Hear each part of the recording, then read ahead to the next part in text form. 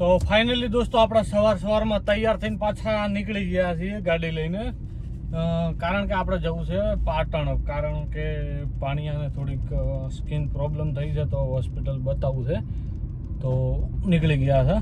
તો જેટલા પણ વ્લોગ આગળ આવ્યા ને એને પ્રેમ થોડો ઘણો ઓછો પડ્યો છે, કારણ કે વ્લોગમાં કાંઈ નહોતું, આપણે સ્વીકારીએ છીએ.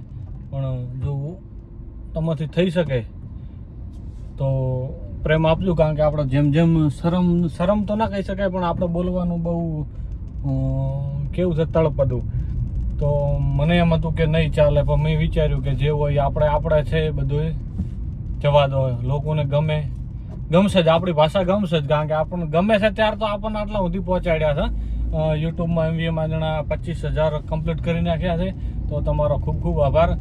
અને આપણે આ ચેનલને પણ 2200-2300 આસપાસ સબસ્ક્રાઈબર થઈ ગયા છે. ને ઇન્સ્ટાગ્રામમાં તો હમણાં આપણે પોસ્ટ નથી કરતા, તો થોડુંક ડાઉન ચાલી રહ્યું છે, પણ આપણે ફરીથી પાછા બધી રીતે એક્ટિવ થઈ રહ્યા છે. તો સપોર્ટ રાખજો અને વ્લોગ આગળ જોવાનું ભૂલતા નહીં. આ રહી અને આગલા ભૂલી જાવ હોય ને તો એકવાર નજર મારો, મજા આવશે. ના આવે તો એકવાર જોઈ લેજો ને ભાઈ ગણી. આ જે બે માસ્યું છે ને, કોઈ ગામડું આવે ને સિટી આવે કે ધીમું પડે ને તો બંધ થઈ જાય, શાંતિથી બેસી જાય, જોવા મળે. અને જેવું પતે ને તો આ બંને વાતો કરવા માંડે, જો મોટા ગાલીને જાણે ના અમને કંઈક ઘટ જીતું હોય. મને એમ છે કોક આજુબાજુ ભાભી નણદની કાસડા કૂટે એવું લાગે છે. પાટણ પહોંચી ગયા હતા. અને દોસ્તો આ મહેસાણા, તમે પાટણની અંદર આવો ને અને આ રોડ ઉપર આવો ને તો એટલી બધી હોસ્પિટલો અને રોડ ઉપર એટલી બધી લારીઓ છે ને કે તમને હેડવા માટે રસ્તો જ નથી મળતો. બહુ ટ્રાફિક હોય છે. તમારે અહીંયાથી ત્યાં પહોંચવા માટે 10 મિનિટ લાગતી હોય ને 7-10 કિલોમીટરમાં, તો અહીંયા તમને 100-200 મીટર કાપવામાં પણ 7 થી 8 મિનિટ લાગી જતી હોય. યાર કોમેન્ટ કરીને કહેજો, આ ખાવાની દુકાન છે કે જવાની હે? 9 to 69 નોમ કોણ રાખે આવું હે? મારા બેટા અશ્લીલ. દોસ્તો આપણે પહોંચી ગયા હતા પાટણ. પાણીયાને સ્કિન પ્રોબ્લેમ હતી તો બતાવવા માટે તો ઉઠીને ડાયરેક્ટ નીકળી ગયા હતા. શૂટ કરવાનો ટાઈમ મજા નથી.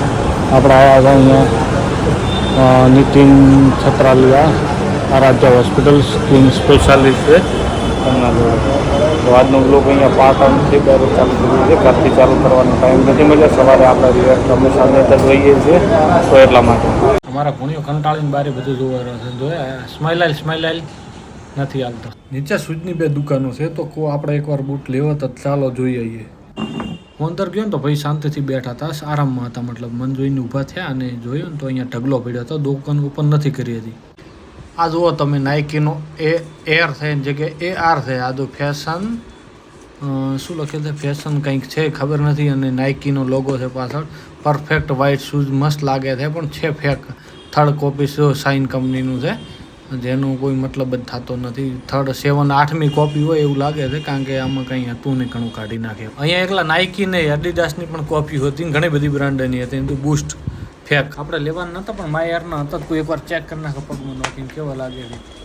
મને તો કોઈ યોગ્ય ના લાગે એટલે આપણે રહેવા દીધું. અને આ ટેગ લગાવ્યું છે કે બીજી વાર તમે યુઝ કરીને બીજી વાર કોઈને પહેણાઈ ના દો. એટલે હું તમને એક વસ્તુ બતાવું કે આ હોસ્પિટલની અંદર, આરાધ્યા હોસ્પિટલની અંદર બુક શેલ્ફ રાખવામાં આવી છે વેઇટિંગ કરતા લોકોને વાંચવા માટે. બહુ સારી વસ્તુ ગમી મને.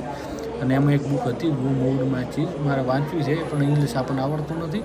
પણ ત્યાં પડી હતી આપણે જોઈ, પણ આપણા કામની આ નથી, તો આપણે એને મૂકી દઈશું, કારણ કે આપણે કંઈ કામ નથી આનું. કારણ કે ઇંગ્લિશ આવડતું નથી, આપણે ગુજરાતી ટ્રાન્સલેટ લેવાનું. અબ્દુલ કલામની, અગન પંખની એવી ઘણી બધી ગીતાની બધી બુકો પડી છે, બહુ મને ગમ્યું.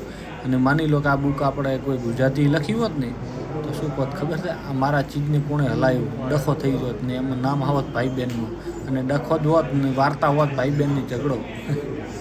આપણે વારો આબામાં થોડીક વાર છે, તો શાંતિથી હોસ્પિટલમાં વેઇટિંગ કરી રહ્યા છે. આપણે ફાઇનલી સાહેબે અંદર બોલાવી લીધા છે 2 કલાક પછી. અને બીજા બાળકનું ચેકિંગ ચાલુ છે ને એના પછી આપણા ભાણાનો નંબર છે. સાહેબે એમની મમ્મી પપ્પાનું મોટી બધી ફ્રેમની અંદર ફોટો રાખ્યા છે બનાવી. અને તો સાહેબનું કામકાજ બહુ સારું લાગ્યું. તો આપણે મેડિકલમાં દવા લઈને સાહેબને એકવાર બતાવી દઉં. આપણે સિટી પોઈન્ટ નીચે આવેલી ફૂડ જંક્શનમાં પહોંચી ગયા હતા. અને મેનુ જોઈને કોઈ સારી કોઈ વસ્તુ હોય તો મગાવીએ.